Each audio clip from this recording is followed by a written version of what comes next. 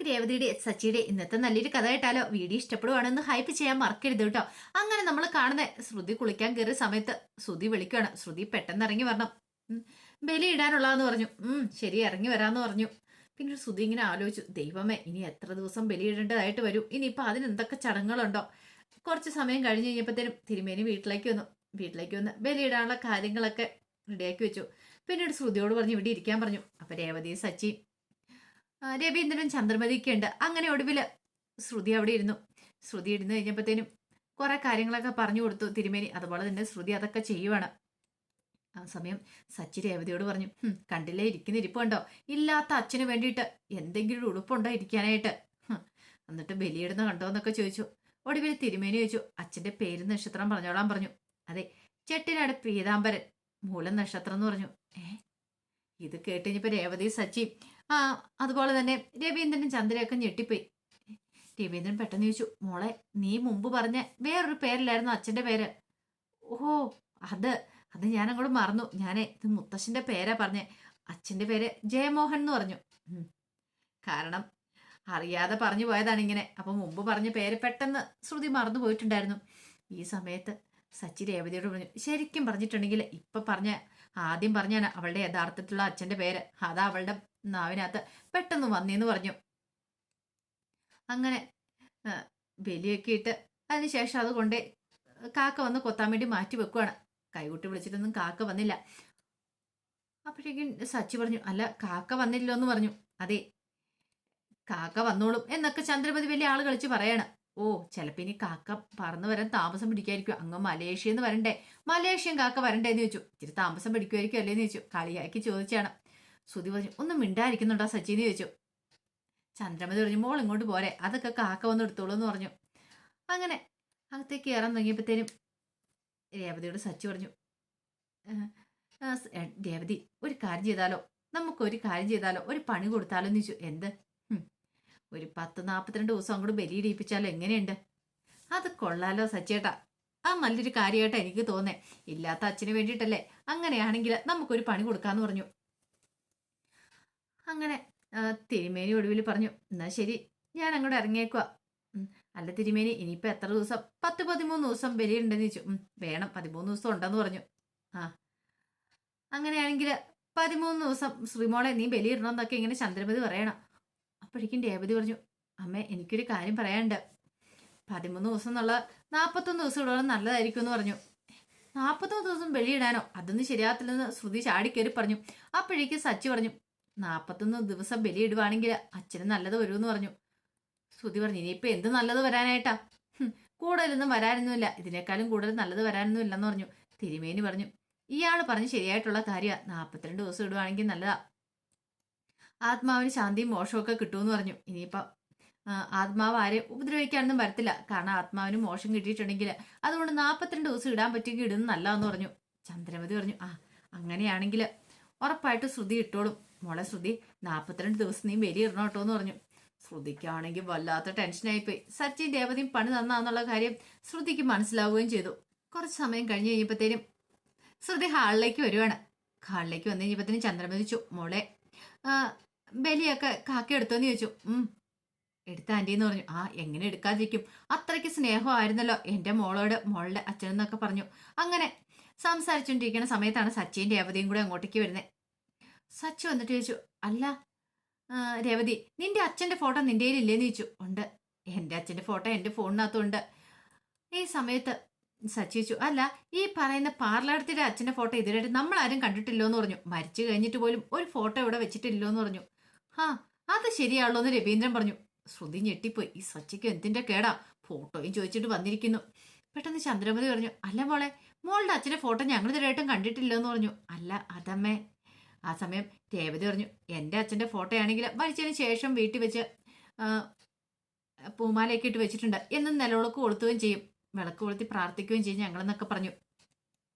അതുപോലെ തന്നെ ശ്രുതിയുടെ അച്ഛൻ്റെ ഫോട്ടോയും വെക്കണ്ടേ, ശ്രുതിക്ക് പ്രാർത്ഥിക്കൊന്നും വേണ്ടേന്ന് ചോദിച്ചു. ആത്മാവിന് നിത്യശാന്തി നേർന്നുകൊണ്ട്. അത് കേട്ടപ്പോൾ ശ്രുതിക്കാണെങ്കിൽ വല്ലാത്തൊരു ബുദ്ധിമുട്ടായിപ്പോയി. സച്ചി പറഞ്ഞു, കേട്ടോമേ, പാർലടത്തിലെ അച്ഛൻ്റെ ഫോട്ടോ ഇതുവരെയായിട്ടും നമ്മൾ കണ്ടിട്ടില്ല.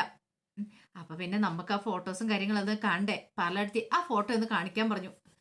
ശ്രുതി ഞെട്ടിപ്പോയി. ശ്രുതി പെട്ടെന്ന് പറഞ്ഞു, അത് പിന്നെ എൻ്റെ കയ്യിൽ അച്ഛൻ്റെ ഫോട്ടോസൊന്നും ഇല്ല. കുറച്ച് നാൾ അച്ഛനുമായിട്ട് വഴക്കും പ്രശ്നങ്ങളൊക്കെ ആയിരുന്നല്ലോ.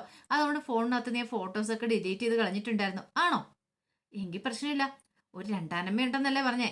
ഏ രണ്ടാമത് സ്ത്രീയെ കല്യാണം കഴിച്ചെന്ന് പറഞ്ഞില്ലേ? അവരോട് വിളിച്ചു ചോദിക്കുവാണെങ്കിൽ ഫോട്ടോസ് കിട്ടില്ലേന്ന് ചോദിച്ചു. അല്ല, അത് പിന്നെ കിട്ടിയേനെ. പക്ഷെ ഞാൻ അവരുമായിട്ട് അധികം കോണ്ടാക്റ്റും കാര്യങ്ങളും ഇല്ല. കാരണം അച്ഛൻ അവരെ കല്യാണം കഴിച്ചുകൊണ്ട് എനിക്ക് അവരോട് ദേഷ്യമായിരുന്നു പറഞ്ഞു. ചന്ദ്രമതി പറഞ്ഞു, അയ്യോ ഇനിയിപ്പോൾ എന്ത് ചെയ്യും? ആ സമയത്ത് സച്ചി പറഞ്ഞു, ഫോട്ടോയ്ക്ക് ഫോട്ടോ തന്നെ വേണം, അല്ലെങ്കിൽ പ്രശ്നമാവുമെന്ന് പറഞ്ഞു. നമ്മൾ ചെയ്യേണ്ട കർമ്മങ്ങളൊക്കെ നമ്മൾ ചെയ്യണം, അല്ലെങ്കിലേ നമുക്കിട്ട് പണി കിട്ടുമെന്ന് പറഞ്ഞു. അത് മാത്രമല്ല, ഈ ചിതാഭസ്മം എന്ന് പറയുന്ന സംഭവം ഉണ്ടല്ലോ, ആ ചിതാഭസ്മം കൊണ്ടുപോയി ഏതെങ്കിലും നദിയിൽ എവിടെയെങ്കിലും കൊണ്ട് ഒഴുക്കണമെന്ന് പറഞ്ഞു. ചിതാഭസ്മോ? അതെ, ചിതാഭസ്മം കൊണ്ടേ ഒഴുക്കണം, അല്ലെ പണി കിട്ടുമെന്ന് പറഞ്ഞു. അത് കേട്ടുകഴിഞ്ഞപ്പം ശ്രുതി പറഞ്ഞു, അതെങ്ങനെ ചിതാഭസ്മം കിട്ടാനായിട്ടാ? അത് കിട്ടാനായിട്ട് ഒരു വഴിയില്ലെന്ന് പറഞ്ഞു. അത് കേട്ടപ്പോൾ സച്ചി പറഞ്ഞു, കൊണ്ടേ ഒഴുക്കിയില്ലെങ്കിലേ അതിനോട് പണി കിട്ടാൻ പോകുന്ന ആർക്കെന്ന് അറിയാവോ? അമ്മായിമ്മയ്ക്കും ചിലപ്പം മരുമോനും ഒക്കെ കിട്ടുമെന്ന് പറഞ്ഞു. അമ്മായിമ്മയ്ക്ക് കിട്ടുമെന്നോ? രേവതി പറഞ്ഞു, സച്ചിയേട്ടാ എൻ്റെ ഒരു ഫ്രണ്ട് ഉണ്ടായിരുന്നല്ലോ, അവളുടെ അച്ഛൻ മരിച്ചുപോയി. അച്ഛൻ മരിച്ചു പോയി കഴിഞ്ഞിട്ട് അവൾ കർമ്മങ്ങളൊന്നും ചെയ്തിട്ടുണ്ടായിരുന്നില്ല. കർമ്മങ്ങളൊക്കെ ചെയ്യാതെ വന്നു കഴിഞ്ഞപ്പോഴത്തേനും അവളുടെ അമ്മായിമ്മ വീണ് കാലൊടിഞ്ഞു. പിന്നെ അവളുടെ ഭർത്താവിന് ഒരു ആക്സിഡന്റ് ഒക്കെ പറ്റിയെന്ന് പറഞ്ഞു. അത് കേട്ടപ്പോൾ ശ്രുതി നെഞ്ചത്ത് കൈവച്ചു. സത്യമാണോ? എങ്കിൽ ശ്രുതി എത്രയും പെട്ടെന്ന് തന്നെ ആ ചിതാഭസ്മം കൊണ്ടുവരാൻ പറയണം. ചിതാഭസ്മം കൊണ്ട് നമുക്ക് ഒഴുക്കണമെന്ന് പറഞ്ഞു. അല്ല, അതെങ്ങനെ കൊണ്ടുവരാനായിട്ടാ? മലേഷ്യക്ക് എനിക്ക് പോകാൻ പറ്റുമോ? അവിടെ ചെന്നിട്ടുണ്ടെങ്കിൽ ഒരു കാര്യം ചെയ്യാം, പാർലടുത്തിടെ ഇളയച്ചനുണ്ടല്ലോ, ഇളയച്ചനോട് പറഞ്ഞിട്ടുണ്ടെങ്കിൽ അത് കിട്ടത്തില്ലേന്ന് ചോദിച്ചു സച്ചി. ശരിക്കും ഞെട്ടിപ്പോയി. ശ്രുതി എന്ത് ചെയ്യാനായിട്ടാ?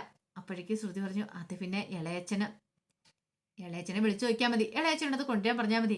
അതിപ്പോ ഇളയച്ചൻ മലേഷ്യയിലില്ല, മംഗലാപുരത്താ ഉള്ളേന്ന് പറഞ്ഞു. മംഗലാപുരത്തോ? അതെ, ഇളയച്ചനിപ്പോ മലേഷ്യക്ക് പോകുന്നില്ല. കാരണം അവിടേക്ക് പോയിട്ടുണ്ടെങ്കിൽ ഇളയച്ചനെ ശത്രുക്കൾ കൊല്ലുവോന്നൊരു പേടിയൊക്കെ ഉണ്ട്, അതുകൊണ്ടാ പോകത്തെന്ന് പറഞ്ഞു. ഓ അങ്ങനെയാണല്ലേ? അങ്ങനെയാണ്, കാര്യം ചെയ്യാം, ഇളയച്ചനോട് പറ, അവിടെ കുറെ ബന്ധുക്കാരുടെയും കാര്യങ്ങളൊക്കെ കാണുമല്ലോ, അവരോട് കുറേരായിട്ടെങ്കിലും അയച്ചു തരാൻ പറ, അതോടുകൂടി പ്രശ്നം പരിഹരിക്കുമല്ലോ എന്ന് പറഞ്ഞു. ഈ വിറ്റകളെ വിടാനായിട്ട് ഒരുക്കില്ലല്ലോ, രണ്ടറത്തിനെ എങ്ങനെയെങ്കിലും പറഞ്ഞു വിട്ടാൽ മതിയായിരുന്നു, നാശം പിടിക്കാനായിട്ട്. സച്ചി രേവതിയും കൂടെ മനഃപൂർവ്വം ഇറങ്ങിയിരിക്കുക എന്നുള്ള കാര്യം മനസ്സിലായി. ഈ സമയം ചന്ദ്രമതി പറഞ്ഞു, സച്ചി പറഞ്ഞ് 100% ശരിയായിട്ടുള്ള കാര്യമാണ്, അങ്ങനെയാണെങ്കിൽ എത്രയും പെട്ടെന്ന് ആ ചിതാഭസ്മം കൊണ്ടുവന്ന് ഒഴുക്കണമെന്ന് പറഞ്ഞു. ആ സമയം സുധി പറഞ്ഞു, ഈയിടെയായിട്ട് അമ്മ സച്ചി പറയുന്നതൊക്കെയാണല്ലോ അനുസരിക്കണേന്ന് പറഞ്ഞു. എടാ, നല്ല കാര്യം ആര് പറഞ്ഞാലും നമ്മളത് അംഗീകരിക്കേണ്ടതെന്ന് ചോദിച്ചു. സച്ചിക്ക് ചിരി വരുന്നുണ്ടായിരുന്നു. അപ്പോഴേക്കും രേവതി പറഞ്ഞു, എത്രയും പെട്ടെന്ന് തന്നെ അമ്മേ അത് കൊണ്ട് ചിതാഭസ്മം കൊണ്ട് ഒഴുക്കണം, അല്ലെ പ്രശ്നമാവെന്ന് പറഞ്ഞു. ശ്രുതി പറഞ്ഞു, അതിപ്പം ഇളയച്ചനെ വിളിച്ചിട്ട് കാര്യമുണ്ടോ? ഇളയച്ചനെ വിളിച്ച് പറഞ്ഞു നോക്ക്, മലേഷ്യയിൽ പോയി ചിതാഭസ്മം എടുക്കാൻ പറ, അല്ലെങ്കിൽ ബന്ധുക്കാരുടെയും പറയാം, ബന്ധുക്കാരോട് ആരുടെയും കൊണ്ടുതരാൻ പറ എന്നൊക്കെ പറഞ്ഞു. അവിടെ കോൾ വിളിക്കാൻ പറഞ്ഞു. അപ്പോഴേക്കും ശ്രുതി പറഞ്ഞു, ഇപ്പൊ വിളിക്കണം, വീഡിയോ കോൾ തന്നെ വിളിക്കാനായിട്ട് സച്ചി പറയണം. വീഡിയോ കോളോ? അതെ, വീഡിയോ കോൾ വിളിക്കുക. ചന്ദ്രമതി പറഞ്ഞു. സച്ചി പറഞ്ഞു, ശരിയാ, വീഡിയോ കോൾ വിളിക്കുക, ഇളയച്ചനെ ഞങ്ങളും കൂടെ ഒന്ന് കാണട്ടെ എന്നൊക്കെ പറഞ്ഞു. ഒടുവില് ശ്രുതിക്ക് വേറെ നിർവാഹം ഉണ്ടായിരുന്നില്ല. ശ്രുതി ബീരാന്റെ ഫോണിലേക്ക് വിളിക്കുക. ആ സമയം ബീരാൻ ഇറച്ചി വെട്ടിക്കൊണ്ടിരിക്കുവായിരുന്നു. ശ്രുതിയുടെ കോള് കണ്ടപ്പോൾ ഓർത്തു, ഇവളെന്തിനാ വിളിക്കുന്നത്? ഇതാ കള്ളിയല്ലേ? തനിക്കിട്ട് എന്തെങ്കിലും പണി തന്നെയായിരിക്കും ഇവള് വിളിക്കുന്നത്. ഇവളുടെ കോൾ എടുത്തിട്ടുണ്ടെങ്കിൽ തനിക്കിട്ട് പണി കിട്ടും. എന്താ ചെയ്യേണ്ടതെന്ന് ആലോചിച്ചു. വേണ്ട, കോൾ എടുക്കണ്ട, അങ്ങനെയൊക്കെ ആലോചിച്ചുകൊണ്ടിരിക്കുകയാണ്. ഇത്തിരി സമയം കഴിഞ്ഞ് കഴിഞ്ഞപ്പത്തിനും കോൾ എടുക്കാതെ വന്നു കഴിഞ്ഞപ്പോൾ ശ്രുതി പറഞ്ഞു, ദേ ഇളയച്ചൻ തിരക്കില്ലാന്ന് തോന്നേ, കണ്ടില്ലേ കോൾ എടുക്കുന്നില്ല എന്ന് പറഞ്ഞു. സച്ചി രേവതിയെ ഒന്ന് നോക്കി. അപ്പോഴേക്കും രേവതി ഒന്നുകൂടെ ഒന്ന് വിളിച്ചു നോക്ക്. തിരക്കിലാണെങ്കിൽ രവീന്ദ്രൻ പറഞ്ഞു, ഒന്നുകൂടെ ഒന്ന് വിളിച്ചു നോക്കും മോളെ എന്ന് പറഞ്ഞു. ഒടയിൽ വീണ്ടും എന്ത് ചെയ്തു? ശ്രുതി വിളിക്കുകയാണ്. വിളിക്കാതിരിക്കാൻ പറ്റില്ല, ചുറ്റും കൂടുമെന്ന് എല്ലാവരും പറയുകയാണ്. വിളിക്കാൻ പറഞ്ഞുകൊണ്ടിരിക്കുകയാണ്. രണ്ടാമത് കോള് വന്നു കഴിഞ്ഞപ്പോഴത്തേനും വീരനോർത്ത്, എന്തിനായിരിക്കും പോലും, തനിക്കിട്ട് വല്ല പണിയാണോ എന്താണെന്നറിയത്തില്ല. കോൾ എടുക്കണോ വേണ്ടയോ ഒന്ന് ആലോചിച്ചു. ഒരുപക്ഷെ അവള് വീട്ടിൽ നിന്നാണോ വിളിക്കണമെന്ന് അറിയത്തില്ല, എല്ലാവരും ഉണ്ടോന്ന് അറിയത്തില്ല.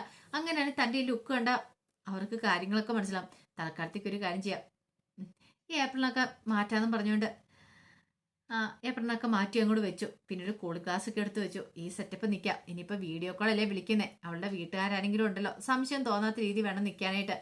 അങ്ങനെ ഒരു കോൾ അറ്റൻഡ് ചെയ്തു.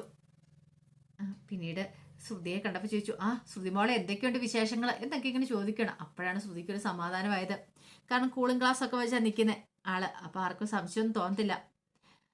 ഈ സമയത്ത് സച്ചിൻ രേവതിയൊക്കെ നോക്കുവാണ്, എന്തെങ്കിലും കള്ളത്തരം ഉണ്ടെങ്കിൽ കണ്ടുപിടിക്കാൻ വേണ്ടിയിട്ട്. അപ്പോഴാണ് സച്ചി ചോദിക്കുന്നത്, അല്ല ഇതെന്താ കോഴിക്കടയിലാണോന്ന് ചോദിച്ചു. ആ കോഴിക്കടയില ഞാൻ ഇച്ചിരി മട്ടൻ മേടിക്കാൻ വന്നാന്ന് പറഞ്ഞു. മട്ടനോ? അതെ, മട്ടൻ മേടിക്കാൻ വന്നാന്ന് പറഞ്ഞു. സച്ചിക്കും രേവതിക്ക് സംശയമായി. രേവതി ഇങ്ങനെ നോക്കുവാണ്. രേവതി ഇങ്ങനെ നോക്കിയിട്ട് ഒന്ന് ആലോചിച്ചു. ഇത് നല്ല പരിചയമുള്ള കടയാണല്ലോ. സച്ചിയേട്ടാ, എനിക്ക് ഈ കട നല്ല പരിചയമുണ്ടെന്ന് പറഞ്ഞു. എവിടെ? അതെ, അതാ മേപ്പത്തൂരുള്ള അവിടുത്തെ ആ കടയാന്ന് പറഞ്ഞു. ഇതിനു മുമ്പ് ഞാൻ അവിടെ പോയിട്ടുണ്ട് എന്ന് സച്ചിയേട്ടൻ പറഞ്ഞില്ലേ ഒരു ദിവസം. നല്ല ചിക്കൻ ആണല്ലോ എന്ന്. ഇത് എവിടെ നിന്ന് മേടിച്ചെന്നൊക്കെ ഞാൻ പറഞ്ഞില്ല, ഒരു പുതിയ കടയിൽ നിന്നാന്ന്. ഇതാ കടയാന്ന് പറഞ്ഞു. ആണോ? രേവതി പറഞ്ഞു, എനിക്ക് ഈ കട അറിയാലോ. ശ്രുതിയുടെ ഇളയച്ചനും ഇവിടെ ഇല്ല, കോയമ്പത്തൂരാന്നൊക്കെ പറഞ്ഞിട്ട്, അല്ല മംഗലാപുരത്താന്നൊക്കെ പറഞ്ഞിട്ട് ഇപ്പോഴെന്താ ഇവിടെ ഉണ്ടോയെന്ന് ചോദിച്ചു. അപ്പോഴേക്കും ശ്രുതി പറഞ്ഞു, ഇവിടെയല്ല, അത് മംഗലാപുരത്ത് തന്നെയാന്ന് പറഞ്ഞു. അപ്പോഴേക്കും അയാൾ പറഞ്ഞു, അയ്യോ ഞാൻ ഇവിടെ ഇല്ലാന്ന് പറഞ്ഞു. ഞാൻ നാട്ടിലൊന്നുമല്ല, ഞാൻ മംഗലാപുരത്ത് തന്നെ, ഇത് അവിടുത്തെ കോഴിക്കടയാന്ന് പറഞ്ഞു. പക്ഷെ അതല്ല, രേവതിന്ന് തർക്കിക്കുവാണ്. ഒടുവിൽ രേവതിക്ക് അങ്ങോട്ട് വിട്ടുകൊടുക്കാൻ തോന്നിയില്ല. അപ്പോഴേക്കും ചന്ദ്രമതി പറഞ്ഞു, ഈ പെണ്ണിന്റെ തർക്കം കേട്ടോണ്ട് നിൽക്കാതെ മോളെ ശ്രുതി, നീ കാര്യം മേടിച്ചിട്ട് പറ, ഫോൺ മേടിച്ചിട്ട് കാര്യം പറയാൻ പറഞ്ഞു. ഒടുവില് ശ്രുതി കാര്യം പറയാൻ തുടങ്ങണ. അച്ഛാ, അല്ല ഇളയച്ച, ഇളയച്ചന് എങ്ങനെയെങ്കിലും എൻ്റെ അച്ഛൻ്റെ ചിതാഭസ്മം എവിടെ നിന്ന് എത്തിക്കണമെന്ന് പറഞ്ഞു. ചിതാഭസ്മോ? അതേന്നേ, എൻ്റെ അച്ഛന് ആത്മാവിന് ശാന്തി കിട്ടണമെങ്കിൽ ചിതാഭസ്മം നമ്മൾ കൊണ്ട് ഒഴുക്കണം പോലും. അപ്പോൾ അത് എത്തിക്കാനായിട്ടുള്ള എന്തെങ്കിലും മാർഗം ഉണ്ടോ എന്ന് ചോദിച്ചു. ഇത് കേട്ട് കഴിഞ്ഞപ്പോഴത്തേനും ബീരാൻ ഞെട്ടിത്തെറിച്ച് നിൽക്കുകയാണ്. എന്ത് ചെയ്യണമെന്ന് അറിയില്ലാതെ. ചിതാഭസ്മം കൊണ്ടേ കൊടുക്കണം പോലും. അതും എന്തെങ്കിലും ഒരു പണിയാണ് ശ്രുതി ചെയ്യുന്നതെന്ന് മനസ്സിലായി. പക്ഷെ ഇങ്ങനൊരു പണി തരുമെന്ന് ഒരിക്കലും പ്രതീക്ഷിച്ചിട്ടുണ്ടായിരുന്നില്ല. അപ്പം അതിൻ്റെ വിശേഷങ്ങളൊക്കെയാണ് നമ്മൾ കാണുന്നത്. ഇതിൻ്റെ ബാക്കി വിശേഷങ്ങളുമായിട്ട് വൈകുന്നേരത്തെ പ്രമോയി വരാട്ടോ. ഒരിക്കൽ കൂടി എല്ലാവർക്കും ശുഭദിനം നേർന്നുകൊണ്ട് നിർത്തുന്നു. നന്ദി.